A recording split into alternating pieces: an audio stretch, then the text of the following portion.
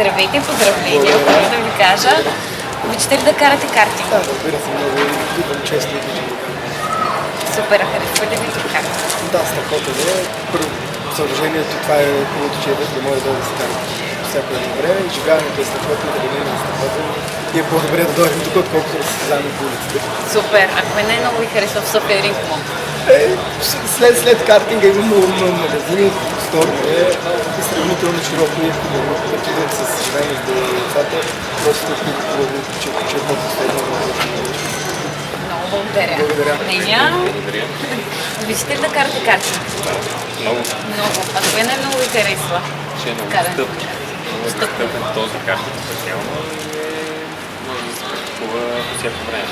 Супер. И Музиката е закрита. голям. Да, голяма, закрита, много удобна, много удобно място. Супер. А кое най-много ви харесва в София Ринг? Ами, че е много достъпен, много светъл като архитектура и много приятно направено, което на мен лично ми е нужно. Цялото семейство. Да, абсолютно. Добре, благодаря ви много. Благодаря и аз. Здравейте и поздравления да ви кажа първо. Обичате ли да карате картинг? Да, обичам.